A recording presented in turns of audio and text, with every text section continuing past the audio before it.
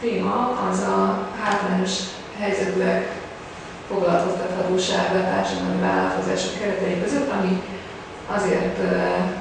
érdekes, mert ugye a társadalmi vállalkozás önmagában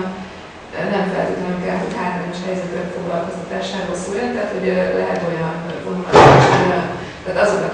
azokat a vállalkozásokat is lehet társadalmi vállalkozásnak tekinteni, amelyek egyébként nem hátrányos helyzetűek foglalkoztatására épülnek, csak valamilyen plusz társadalmi hatásuk, vagy valamilyen plusz jóléti elemük van, tehát a környezettudatosság, vagy bármi egyéb ilyen dolog. De itt most kifejezetten azokra a vállalkozásokra szeretnék koncentrálni, azokra a társadalmi vállalkozásokra, amik hátrányos helyzetűek foglalkoztatására épülnek, illetve ez a fő célkitűzésük. És tehát azt érdemes tudni, hogy általában azok a pályázatok, amik megjelennek és ilyen típusú vállalkozásokat támogatnak, azoknak alapfeltétele az, hogy hátrányos helyzetű munkavállalót foglalkoztasson a illető vállalkozás, akár szociális szövetkezet keretei között, akár más formában is. Tehát ez, hogy mi a célja, ezt valamelyik pályázati kiírásból vágtam ki, tehát ugye a hátrányos helyzetben emberek önfoglalkoztatóvá válásának az elősegítése, ez tipikusan egy ilyen szociális szövetkezeti célkitűzés, illetve a munkalehetőség megteremtése és a foglalkoztatás biztosítása. Tehát ez tulajdonképpen azt jelenti, hogy az önfoglalkoztatóvá válás azt jelenti, hogy úgy teremtsünk munka lehetőséget hátrányos helyzetű embereknek, hogy hosszú távon képesek legyenek akár ők maguk is fenntartani ezt a vállalkozást, és saját maguk számára megteremteni a munka lehetőséget, illetve onnantól kezdve menedzselni az adott vállalkozást. Ami hát így bizonyos célcsoportok esetében mondjuk egy vállalható célkitűzés, más célcsoportok esetében meg nem annyira, tehát mondjuk akár ha értelmi fogyatékosságra gondolunk, vagy alacsony iskolai végzettségűekre, ez az önfoglalkoztatóvá válás, ez hát így nem biztos, hogy egy reális célkitűzés lehet. Igen, és ez szintén egy pályázati kiírásnak, vagy pályázati útmutatónak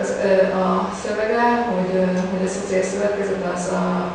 gazdasági társaságok és a társadalmi szervezetek sajátosságait ötvözi. Tehát, hogy a profittermelés mellett különböző szociális, kulturális célok is szerepelnek a célkitűzései között, illetve foglalkoztatásbővítő, munkahelyteremtő, közösségszervező szerepe is van, ez az előbbiekből következik. És akkor ez a pályázati kiírás, ez a Támog 243B már lezárult pályázatnak az idézett szövege. Ez azért érdekes, hogy ki az, akik egy adott kiírás, vagy egy adott pályázati konstrukció hátrányos helyzetű személynek tekint, mert hogy ez nem minden esetben ugyanaz, hogy nem mindig ugyanazokat fedik. Itt például a 243B esetében a hátrányos helyzetű személyeket úgy sorolták fel, hogy vannak az alapfokú iskolai végzettséggel rendelkezők, tehát az alacsony iskolai végzettségűek, vagy 50 év fölöttiek, vagy 25 életévében nem töltött pályakezdő álláskeresők, illetve a tartós munkanélküliek, akik ugye legalább 6 hónapja nincsenek foglalkoztatva. Aztán vannak azok, akik egyedül élnek és kisgyermekesek, aztán gyesről, gyedről vagy ápolási bíról visszatérők a munkaerőpiacra, illetve előzetes letartóztatásból vagy szabadságvesztésből visszaintegrálódni kívánó emberek, illetve a megváltozott munkaképességűek, és akkor ez van itt kimondva, hogy ki az, aki megváltozott munkaképességűket, a rehabjáradékosok, illetve egyéb bizonyos kormányrendelet alapján megváltozott munkaképességűnek tekinthető emberek. Tehát, hogy ez egy csoportja a hátrányos helyzetű munkanélkülieknek, de nagyon érdekes, hogy ha megnézzük, hogy a következő, ez a jelenleg még ki nem írt, de már minden pillanatban várható pályázati kiírás, mert másképpen definiálja, hogy kit lehet hátrányos helyzetűnek tekinteni, ugyanis itt a fogalommagyarázatban a hátrányos helyzetű ember hát a tartós munkanélküli az itt is megjelenik, tehát hogy az előző 6 hónapban nem állt alkalmazásban, illetve az alacsony iskolai végzettségűek, akik ugye még középfokú végzettséggel sem rendelkeznek,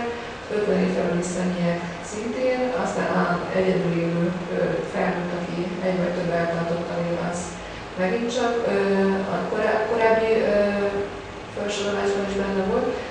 de például van egy ilyen kitétel a pályázati kiírásban, hogy hátrányos helyzetű az, aki valamelyik tagállam olyan ágazatában vagy szakmájában dolgozik, amelyben 25%-kal nagyobb a nemi egyensúlyhiány, mint egy tagállam valamelyik gazdasági ágazatára jellemző általános egyensúlyhiány, és ezen alul reprezentált nemi csoportba tartozik. Tehát ez egy ilyen nagyon érdekes megfogalmazás, hogy őket hátrányos helyzetűnek kell tekinteni a munkaerőpiacon, és még eddig korábban ezzel nem találkoztunk. Ez hogy igazolja? Hát igen, ez jó kérdés. Gondolom, hogy a munkaügyi központ adhat ki arról igazolást, hogy tehát szerintem valahogy hasonlóan lehet igazolni, mint azt, hogy valaki nem piacképes szakmával rendelkezik, hogy az adott szakmában, tudom én, az elmúlt 2 évben nem került meghirdetésre ilyen típusú áll, gondolom, hogy hasonlóan. Gondolom, kell hozzá valami olyan mérés, ami alapján bárki is foglalkozik ezzel. Már bocs, hogy így beleszóltam. Jó, de nem, őszintén szóval fogalmam sincs, hogy ezt szerintem ezt lehet is gondolták. Hogy kell igazolni. Tehát, hogy ez egy ilyen EU-s megfogalmazás, hogy az EU-ban ők hátrányos helyzetűnek kell tekinteni. Csak arra gondolok, hogy egy munkahogyi központtól lehet kérni ilyen típusú igazolást. Bár nem tudom, hogy a munkahogyi központokban van-e arra vonatkozóan adat, hogy mondjuk egy adott szakmában hány férfit és hány nőt foglalkoztatnak, vagy a KSH-nak. Igen. De mondjuk nagyon, hát nem tudom, hogy hányan lesznek azok a pályázók, akik mondjuk ez alapján sorolnak bármit a hátrányos helyzetű célcsoportba, tehát nem hiszem, hogy így ez össze a nagyon preferált csoport, hanem inkább a többi. Illetve a etnikai kisebbséghez tartozás, ami szintén ott a hátrányos helyzetű célcsoporthoz tartozást jelenti. És akkor még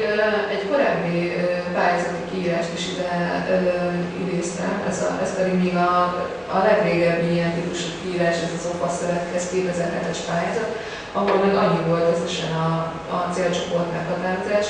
hogy legalább 3 hónapja regisztrált munkanélkülinek kell lennie az illetőnek, tehát hogy ez alapján már merülött, és az volt ugye, hogy a szociális szervezet az a hátrányos helyzetű munka, vagy hátrányos helyzetű embereknek teremt munkalehetőséget, és tehát ha valaki legalább 3 hónapja regisztrált álláskereső volt, akkor ő már igazoltan hátrányos helyzetűnek számított. És ugyanebből a pályázati kiírásból származik ez az idézetszöveg, hogy az elsődleges célkitűzés, hogy olyan szövetkezetek alakuljanak, vagy fejleszik tovább a tevékenységüket, akik munkanélkül, illetve hátrányos helyzetben lévő emberek számára teremtenek munkafeltételeket, illetve itt is megjelenik az, hogy a munka lehetőség teremtése mellett különféle ilyen oktatási, kulturális, szociális, egészségügyi szükségleteinknek a kielégítését is támogassa maga a szövetkezet. Nyilván ez egyrészt a közösségi alappal, vagy a közösségi alapból támogatható jóléti szolgáltatásokkal, másrészt meg mondjuk a közösségfejlesztéssel, ami általában kötelező eleme ezeknek a társadalmi vállalkozási pályázatoknak. Aztán igen, tehát ez ugyanebből a pályázati kiírásból származik, hogy a helyi szintű közösségszervezést is próbálja ösztönözni a pályáztató vagy a támogató, illetve erősíteni a szociális kohéziót, illetve próbálja, tehát ugye az is egy ilyen nagyon fontos célkitűzés, hogy az egyének aktív állampolgárrá váljanak. Nyilván ez, hogy valaki önfoglalkoztatóvá tudjon már hosszú távon is egy ilyen társadalmi vállalkozást tudjon akár saját maga menedzselni, az nagyon erősen összefügg ezzel az aktív állampolgárrá válással, hogy felismeri a saját szükségleteit, lehetőségeit, és tud ezekkel élni. Tehát, hogy tulajdonképpen az a megfogalmazott célkitűzés, hogy egy hátrányos helyzetű munkanélkülit jutassunk el odáig, ameddig ő meg tulajdonképpen a saját munkahelyét tudja a saját maga számára fenntartani. És akkor tehát milyen humán tényezői vannak egy ilyen társadalmi vállalkozás elindításának? Ezt azért gondoltam így érdekesnek, mert mi annak idején abba hibába estünk, vagy legalábbis mondhatom hibának is, hogy nem mikor terveztük a szövetkezetet, akkor a legkevésbé számoltunk ezzel a dologgal, hogy itt a hátrányos helyzetű embereket kell a munkaerőpiacra integrálni, és hogy ennek vagy ezzel milyen feladatok fognak járni, milyen következményei lesznek, milyen hatásokkal kell majd szembesülni. És ugyan terveztünk ezeket az itt felsorolt elemeket, hogy képzésben vegyenek részt, hogy legyen közösségfejlesztés, hogy megteremtsük, vagy hozzájáruljuk a szociális kohéziónak a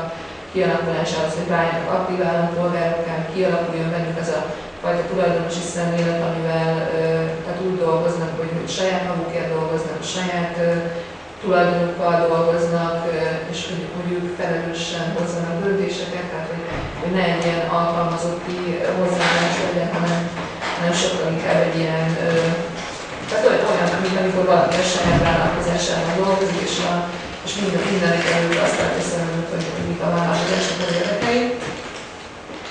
De hát egyrészt mi is azt tapasztaltuk, másrészt meg a többi szövetkezetnek a beszámolóiból, vagy ilyen találkozási alkalmakon mindenki arról számolt, hogy tulajdonképpen a legfőbb nehézségek nem azok voltak, amikre eredetileg gondoltak, hogy majd itt a piacra jutás, vagy a pályázóval, vagy a pályáztatóval való kapcsolattartás, vagy az anyagiak, stb., hanem hogy mindenkinek a legnehezebb volt, amivel meg kellett birkózni, az pont tulajdonképpen a munkanélkülieknek a foglalkoztatása volt, tehát ez a bizonyos humán erőforrás volt, hogy egyrészt ezt a szemléletet megpróbálja átvinni, másrészt meg egyáltalán tehát ilyen 5-6 vagy akár több munkanélküli ember tényleg így visszaintegráljon a munkaerőpiacra. Nyilván attól függ, hogy ki milyen célcsoporttal dolgozik, tehát egy egészen más, mondjuk diplomás fiatal pályakezdő álláskeresőkkel foglalkozni, mint mondjuk alacsony iskolai végzettségű hátrányos helyzetű romákkal. De ugyanaz a probléma jelent meg mindenkinél, hogy nagyon nehezen sikerült ezt a szemléletet. Vagy hát igazából a szövetkezetek saját bevallásuk alapján azt mondták, hogy igazán nem is sikerült ezt a tulajdonosi szemléletet átvinni. Tehát, hogy hiába próbálták azt folyamatosan közvetíteni, hogy a szövetkezetben ugye egy tag, egy szavazat, tehát hogy mindenki beleszólhat a fontos döntésekbe, mindenki a saját tulajdonával dolgozik, mert az eszközök a szövetkezet tulajdonában vannak, mégis a munkavállalók inkább hajlamosak voltak úgy viselkedni, mint egy akármilyen egyéb vállalkozásban, tehát egy BT-ben, KFT-ben, ahol van egy főnök, és ő megmondja, hogy mit kell tenni, és ő pedig tehát ilyen végrehajtóként, vagy ilyen, tehát ellátják a munkájukat, de igazán ennél tovább nem nagyon mennek. Ami nyilván azért is van, mert hogy ez, hogy valaki ilyen felelős döntéshozó lenne, azt azért nehéz egyik pillanatról a másikra kialakítani. Tehát, hogy ha valaki bele akar abba szólni, hogy merre menjenek a dolgok, milyen irányba, és ilyen tulajdonosi szemlélettel akar viselkedni, akkor az azzal is együtt jár, hogy a döntéseknek is vállalni kell a felelősséget. Tehát, hogyha rossz döntést hoz a szervezet, és mondjuk nem jön be az az üzlet, amit meg akarnak csípni, vagy bármi történik, bármi baj történik, akkor ő is felelős. Ezért is, és inkább ez a felelősség az, amit próbálnak, vagy amit így nagyon nehezen vállalnak fel, és emiatt nagyon nehéz ezt átvenni. És pont amikor beszélgettünk valakivel, hogy akar-e valaki dolgozni, vagy nem akar dolgozni, és akkor én így azt mondtam neki is, hogy én nem biztos, hogy ezzel nem akar dolgozni, vagy nem is akarnak ezek dolgozni típusú szemlélet az, amiben így leginkább meg kell tehát nem ez a fő probléma, hanem az, hogy ezt a felelős döntéshozói magatartást el lehessen érni. És akkor itt összeszedtem azt, hogy amikor mi a saját szövetkezetünkben foglalkoztatunk hátrányos helyzetű munkánélkülieket, akkor mik voltak azok a szolgáltatások, amikkel ezeket az előbb említett célokat próbáltuk elérni. Többféle tréninget is beterveztünk egy projekt keretében. Ezek, amiket most mindjárt megmutatok, ezek a legutóbbi 2-3D pályázatunknak a tréningei voltak, ahol mindenki diplomás munkanélküli volt, akik foglalkoztatunk, voltak közötte pályakezdők, volt 50 éven felüli és volt ügyesről visszatérő kismama is, de mégis a közös halmaz az volt, hogy mindannyian diplomások. És akkor azt gondoltuk, hogy az egyik, ami nagyon fontos, ez az önálló menedzselésre való felkészítés, tehát hogy akár, hogyha nem tudnak mindannyian megmaradni a mi szövetkezetünkben, akkor is tudjanak valamit kezdeni a továbbiakban, de hogyha ott maradnak, mint ahogy többen ott is maradtak, akkor is be tudjanak kapcsolni abba a munkába, amit mi is végzünk, tehát hogy folyamatosan keressük a plusz lehetőségeket, a plusz forrásokat, és hogy lehessen rájuk számítani pályázatírásnál és projekttervezésnél, megvalósításnál. És úgy állítottuk össze ennek a tréningnek a tematikáját, hogy megismertettük velük ugye magát a szövetkezeti törvényt, tehát hogy el tudják helyezni saját magukat ebben a rendszerben, hogy tulajdonképpen miről is szól ez a foglalkoztatási forma, amiben ők részt vesznek. Illetve a közgazdasági törvényhez azért kapcsolódik be, hogy a mi esetünkben közgazdasági szövetkezetről van szó. És akkor megbeszéltük, hogy hogyan lehet egy ilyen típusú szövetkezetet akár megalapítani, tehát hogyha valaki arra gondol, hogy ő szeretne egy hasonlót megcsinálni saját magának. Civil törvényről azért beszéltünk, mert azt gondoltuk, hogy akár ugye vállalkozást nem csak szövetkezeti formában lehet csinálni, hanem tehát, hogyha valaki csinál egy egyesületet és ott próbál hasonlót csinálni, akkor erre is kapjon segítséget. Illetve beszéltünk az üzleti tervezésről, hogy hogyan kell nagyjából milyen lépések alapján kell összeállítani egy ilyen pályázatnak a költségvetését, hogy hogyan kell megtervezni egy induló vállalkozást. És akkor voltak ilyen nagyon konkrét pályázati-írási feladatok, annyira konkrét, hogy egészen tehát lebontottuk odáig, hogy egy ilyen távlatos pályázati kiírásnak néhány pontját el is készítették saját maguknak. Aztán volt egy 5 napos állás megtartó tréning is. Ez az előző is egyébként egy 5 napos tréning volt, tehát egy egészen hosszú. Itt ez az állás megtartó tréning, ez tulajdonképpen arról szólt, hogy a saját munkájukkal kapcsolatosan megosztják az élményeiket, tapasztalataikat, illetve hogy így végig gondolják, hogy mi az, ami eddig, tehát amit eddig csináltak, abból mi az, ami jó, és mi az, amit meg kell tartani, mi az, ami nem annyira, és ezen változtatni kell, hogyan lehet változtatni. Aztán az együttműködés, hogy hogyan lehet együttműködni a többiekkel. Volt egy ilyen munkajogi ismeretek blokk, illetve próbáltuk azokat a coach képességeiket fejleszteni, amik tényleg így ahhoz kellene, hogy ilyen napi szintű munkavégzésben minél hatékonyabbak legyenek. Illetve egy harmadik tréning,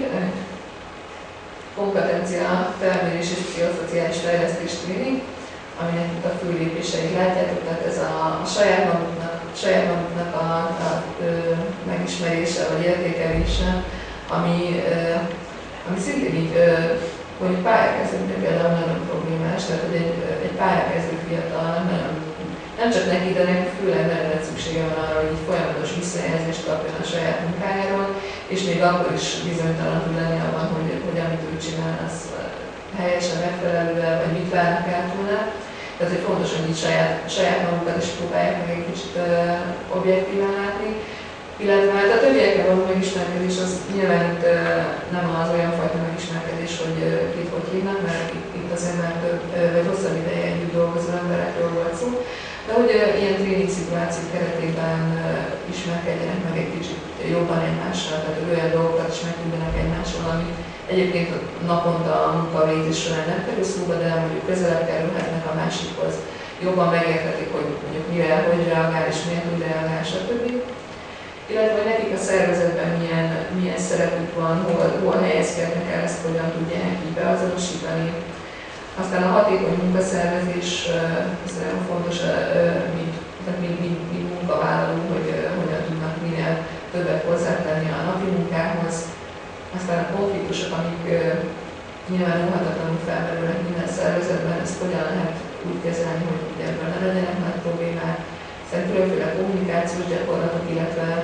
a jövőbeni tervek, ami azért érdekes, mert itt azért kiderül, hogy azok, akik egy adott szervezetben dolgoznak, és egyébként itt szövetkezeti tagokról is van szó, tehát hogy ilyenfajta elköteleződésük is van, kiderül, hogy tulajdonképpen így mennyire vannak úgy ténylegesen elköteleződve ez irány, hogy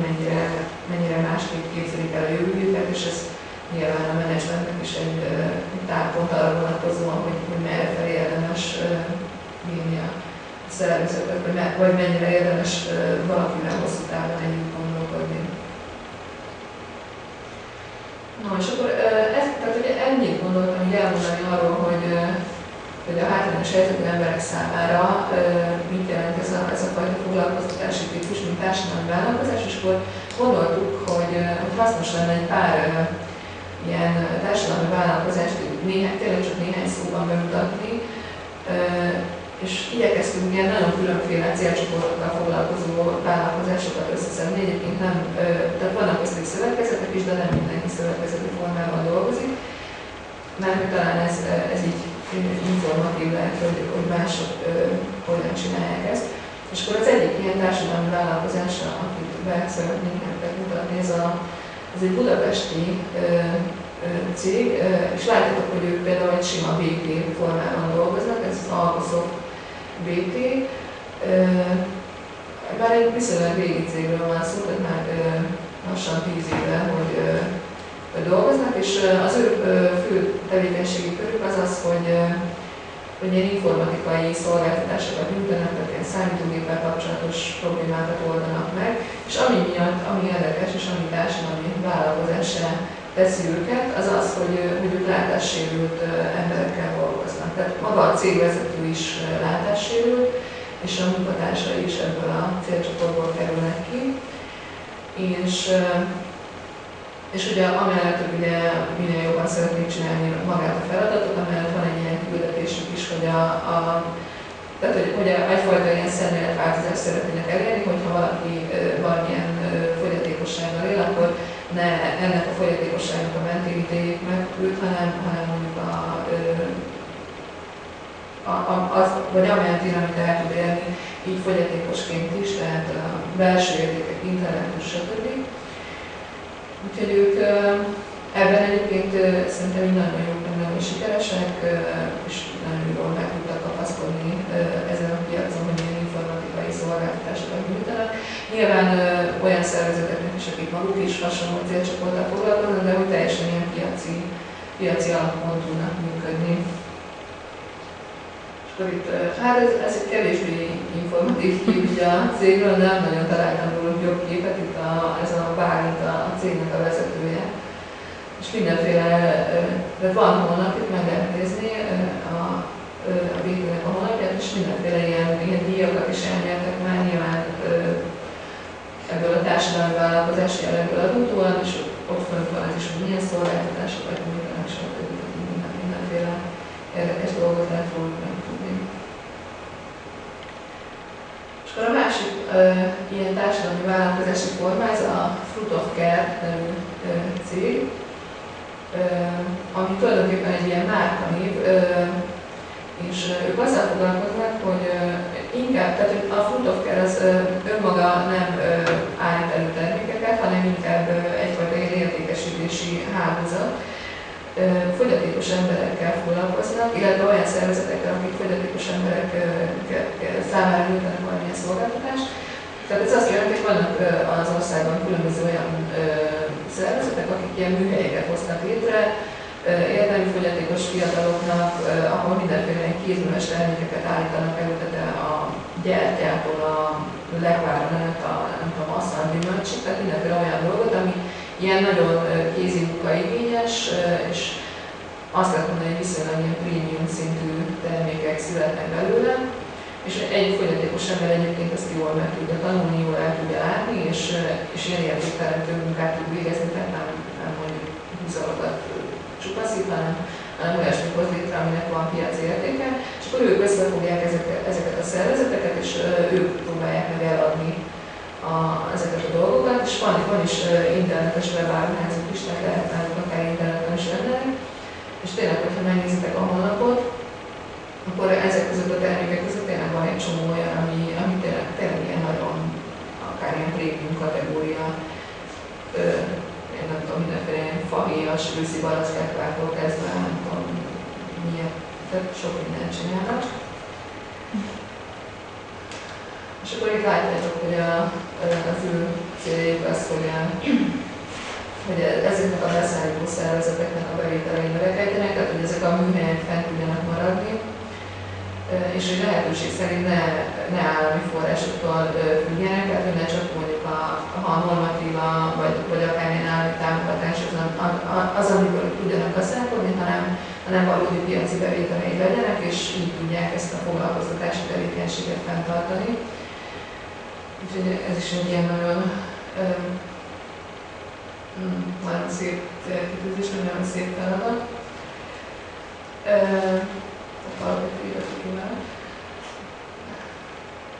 Jó, hát ezt a honlapjukról másoltam ide, tehát hogy mik az ő tevékenységeik. Tehát ezeknek a védett műhelyeknek a hatékonyságát próbálják javítani, és tehát magának az egész társadalmi vállalkozásnak a hosszú távú célja az, hogy a fogyatékos emberek fejlesztésére minél nagyobb hangsúly és minél több pénz jusson. És ezt így tudják elérni, vagy így gondolják elérni. Egyébként vannak közöttük,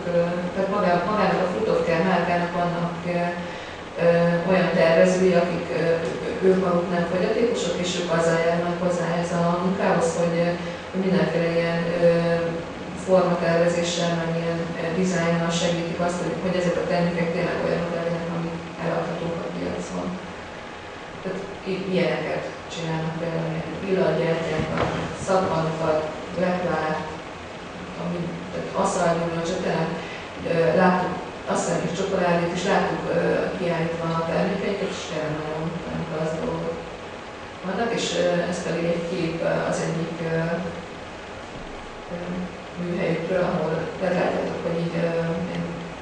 kb. Ilyen középsúlyos értelmi fogyatékos fiatalokkal dolgoznak együtt. Tehát ugye ez egészen más célcsoport volt a Fruitofcare, mint az előző, tehát az Alkoszot, ahol ugyan szintén fogyatékos emberek, de ilyen diplomával rendelkező emberek vannak, itt pedig már középsúlyos értelmi fogyatékosok, és akkor megint egy már teljesen másik célcsoport. Ez egy szociális szövetkezet keretében működik, ez a Romani Design nevű cég, amelyik